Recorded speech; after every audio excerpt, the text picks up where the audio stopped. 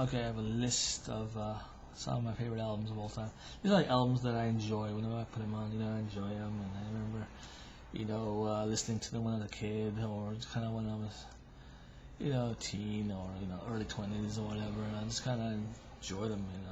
First album is Duran Duran's Seven and the Ragged Tiger. That's the name of the album, Seven and the Ragged Tiger. The album they put out in 1983. It was their third album, I do believe. And I remember a lot of people were into Duran Duran when I was a kid, and I wasn't really into that. I was like not really into music at all. But I remember seeing the video for The Reflex right when it came out, right around the time. I was like around 10 years old, and I was like, I like that. And I was like, wow, the reflex is a lonely child who's waiting by the bar. The reflex is a joy to find in treasure in the dark. Oh, let me go. I love that whole album. But that was the first album that I bought by Duran Duran, Seven and the Ragged Tiger. I love that album. It's a short album, it's not really long, like 40 minutes long, but it's kind of like 8 or 9 tracks. But it's great, and I've been listening to it more recently, and it's still, I still love that album. It's a lot of energy. That's what I like about Duran Duran. It's not like today, you listen to an album by someone today, and it's like you get bored. My mind gets bored with it. It's like, but when I listen to Duran Duran, you just kind of remember why they were so popular. It's like not. It's because the music was enjoyable. What I mean? I was pretty young when they came out. I was like 8, 7, 8, when they first came out. Something. But the songs are catchy.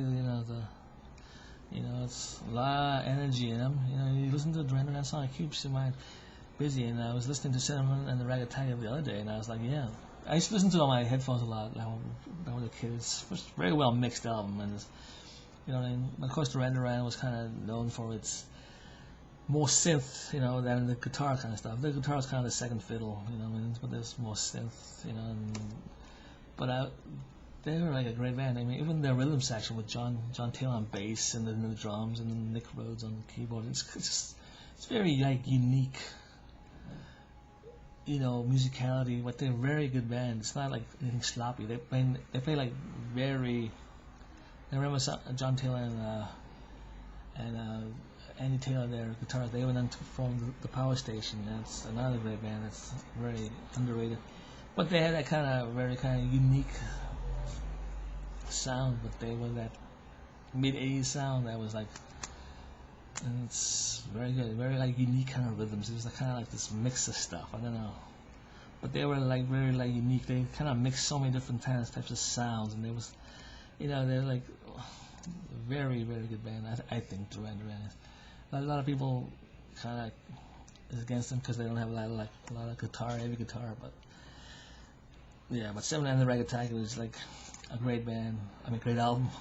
Great album. It's got the Reflex on there. You got New Moon on Monday.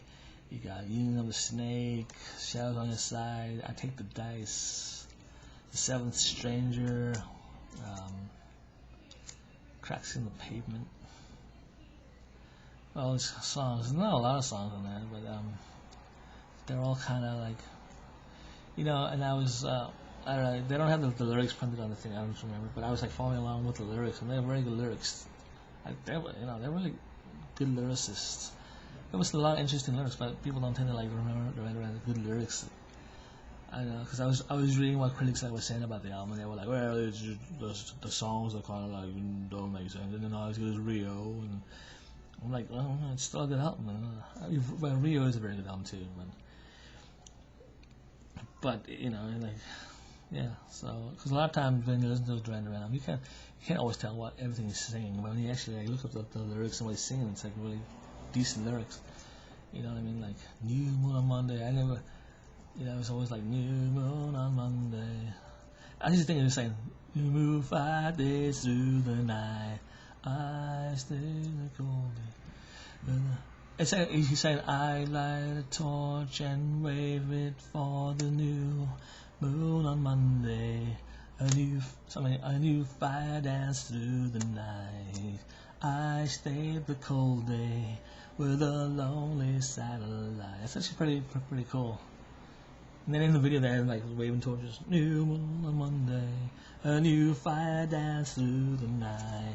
I stayed the cold day with a lonely satellite. But it's actually pretty good lyrics. I like it. So, it's like, it makes sense when you look at the lyrics. Sometimes, when you listen to the song, you're kind of singing the wrong lyrics for some reason. But yeah, that was good. I think that's why a lot of the Render albums got panned, because people don't understand why some of the lyrics. I don't know. It's like a lot of times there's gonna be like a lyric or two. If you don't have the lyrics written down, you don't kind of know what they're singing fully. I've had that with Beatles albums. I remember like a lot of Beatles songs, I kind of sang the lyrics wrong. I think we all done that. But then you look it up and you go, okay, because usually if there's a lyric and it doesn't make sense and you sing it and you go, well, that doesn't make sense, but that sounds like what he's singing. But then you go, it's probably not what he's singing. And you look it up, you're like, no, that's not what he's singing. And what he actually was singing makes more sense. So yeah, but that's a good album. 7 on the Rag Attack. I love that album. I can listen to it now and just crank it up. It's just very good. Even though it's got that synth kind of sound, but it's it kind of reminds me of Power Windows by Rush. They also had that kind of synth sound. It came out but the same. It has a similar sound. That ding ding ding ding ding ding, and then the synth. That was kind of a problem. But they didn't overdo the synth. I don't think. Well, they did, but they didn't make it all sound the same. So yeah. But that's another band I like is Rush, and another one of their albums, one of my favorites. One of their albums is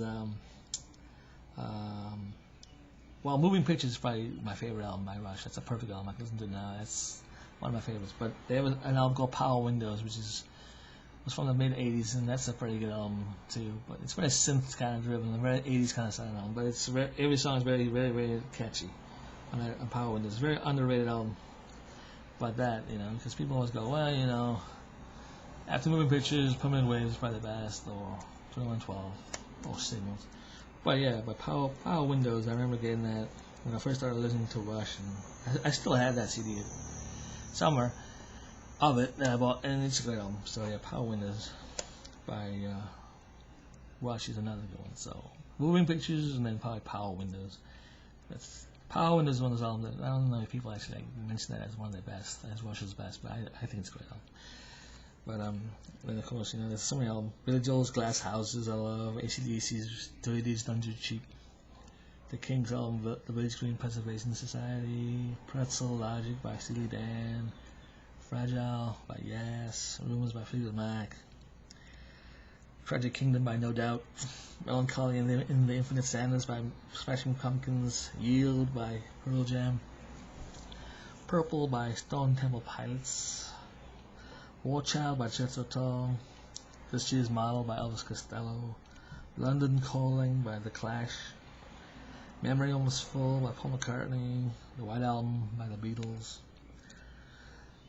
Jagged Little Pill by Alanis Morissette, The Chorus First Album, The Lamb Lies Down on Broadway by Genesis, Quadrophenia by The Who, Full Moon Fever by Tom Petty, Hotel California by the Eagles, Animals by Pink Floyd, Sting's Dream of the Blue Turtles. But I also love Nothing Like the Sun and the Soul Cages. But then there's also, and then 10 Summer Tales is some of my favorite, like Heavy Clouds, No Rain. Oh, I hate to say it was probably me, oh, that's not the shape of my heart. It had so many hits on that album. If I will lose my, love, stronger than justice, love, thicker than blood, love, stronger than justice. Love is a big fat river and flood. And then, of course, if I would choose a favorite Police album, it'd probably be Synchronicity. Why? Because it's got a lot of great songs. And it's just King of Pain, great song. I've Run a Finger, great song. Real Pretty Take, great song. Synchronicity 1 and 2, great songs. Even the other ones like Walking in Your Footsteps, that kind of reminds me of like more like Sting solo stuff where he was kind of going towards, you know. And you got that. What's that song called? Oh my God, it's called.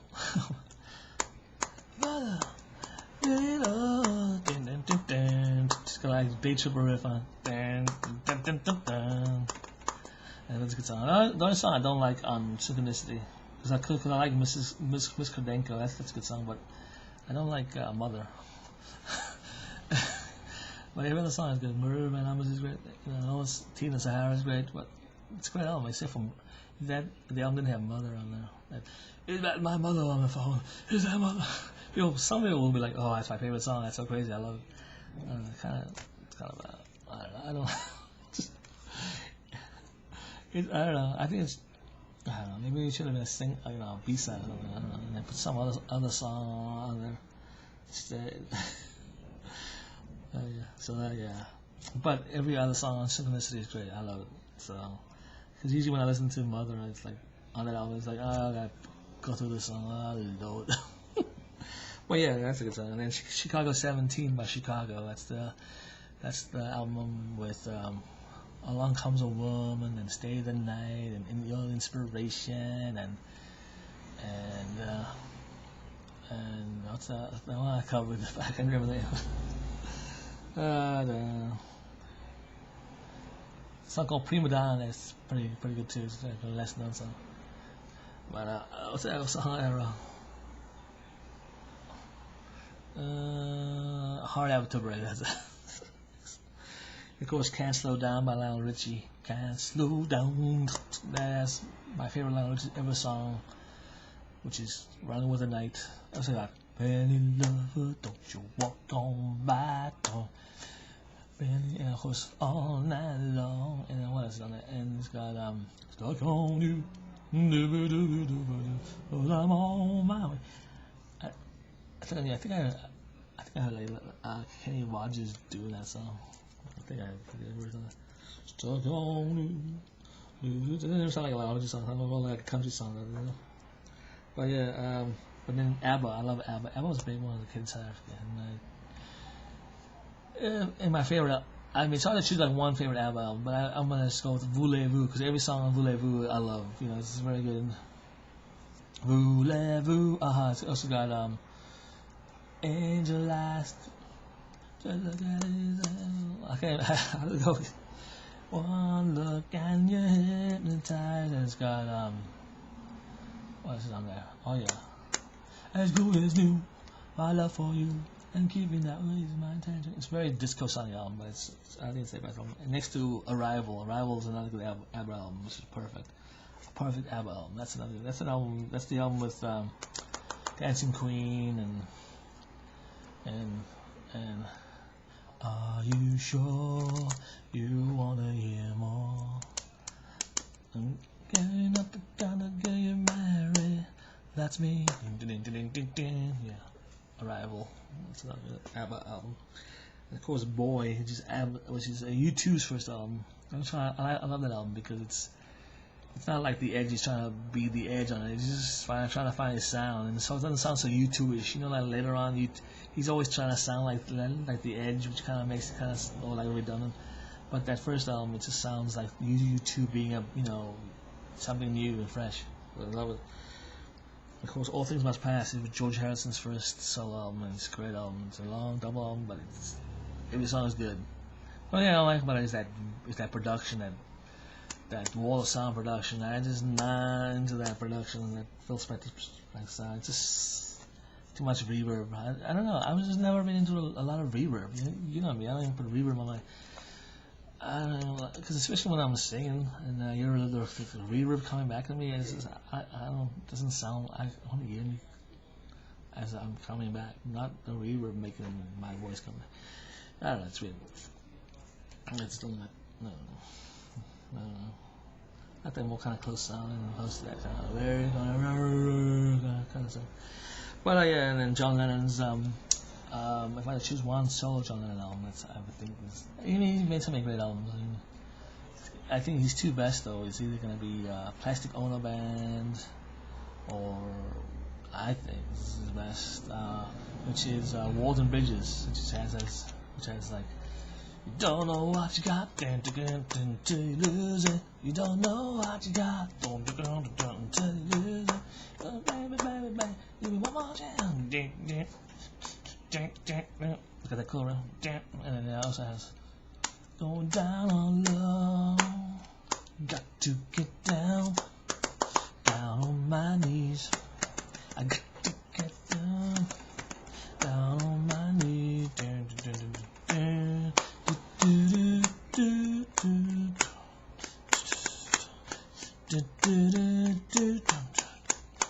Going down on love. Going down on love. Going down, going down, going down, going down. I got to get down, down on my knees. I got to get down, down on my knees. Yeah, I like that song. It also has Old Dirt Road on there. Ain't no people on the old dirt road. No more weather on the other road. Better in the mud slide more when I'm not fucking. And it also has No One Loves You When You're Down and Out. Oh, it's another good song. And also Stealing Glasses on there. There you stand with your LA tan and your New York talk and your New York walk. I think the one that's produced is John Lennon's best album. Stealing glass, stealing glass. Yeah, it's definitely his best written album. And the song that I was some of the best written song that he's written. Stealing glass. Some of the production's kind of dated because it's got that kind of very kind of kind of wah wah on it, wow wow. It kind of gives it a little dated sound, but the songs and the vocals, John's vocal on it, and you know, it's like some of his best album, some of his best musics, you know, some of his best originals, probably his best solo. I don't know, you know.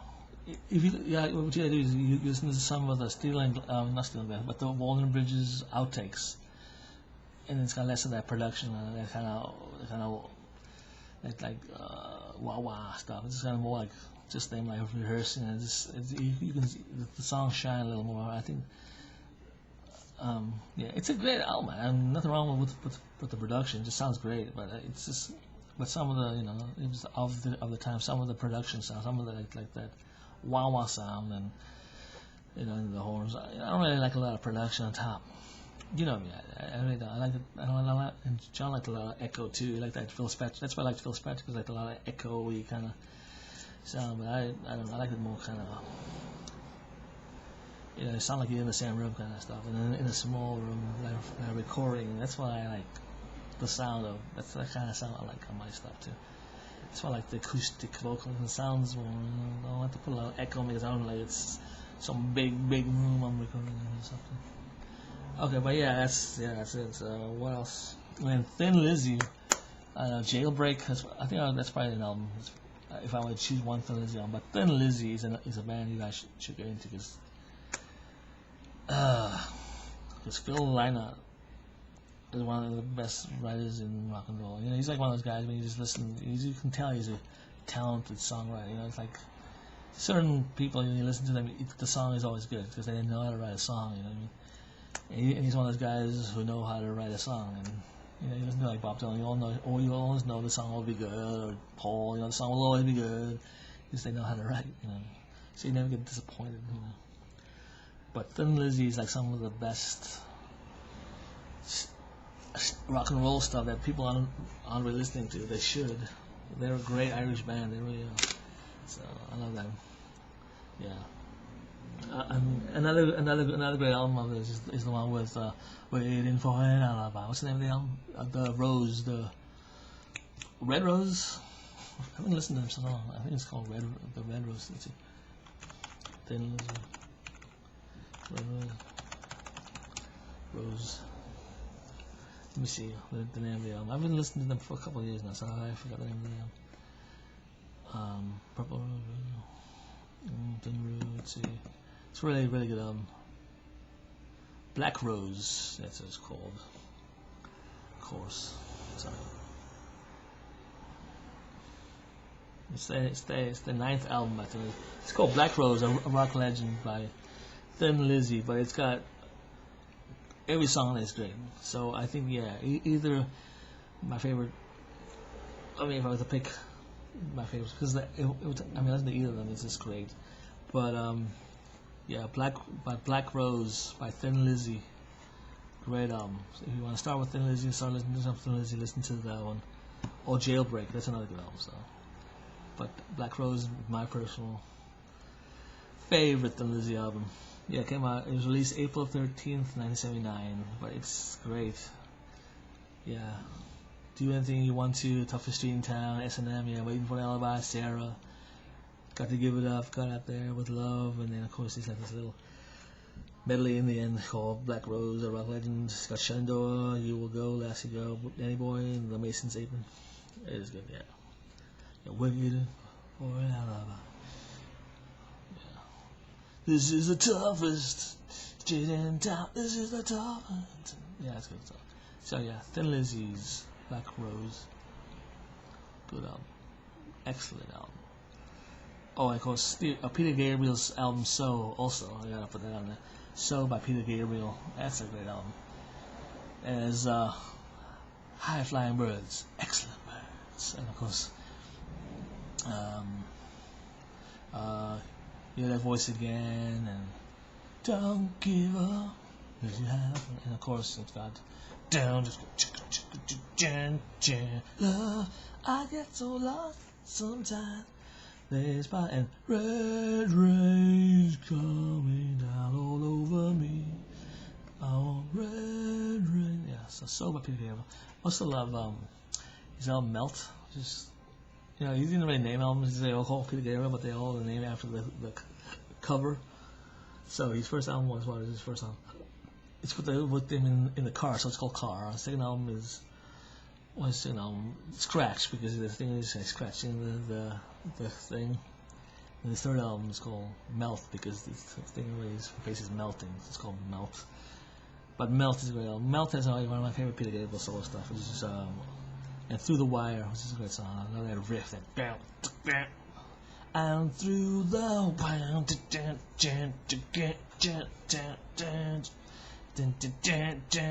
There's a few songs that I kind of really like. That it's song called She Is, and Shadow Band, and it's kind of my ode to that kind of you know what I mean? I love that kind of thing. But that's good. But then you also have his album Security, which is another good album, which has Shake Hands. What's that song called? I Have the Touch. It also has a lot of good tracks on there, like The Touch, Wanting, and of course San Jacinto. I love San Jacinto. I hold the line.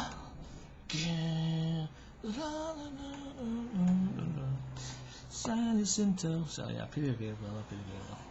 San Jacinto, and of course Phil Collins's No Jacket Required is a really good album.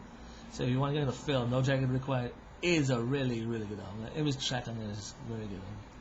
Especially La Belle, don't you hear that number? And I'm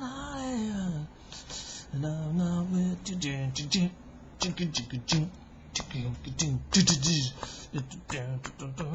that's good. No Jacket Required by Phil Collins. That's another great album. I enjoy.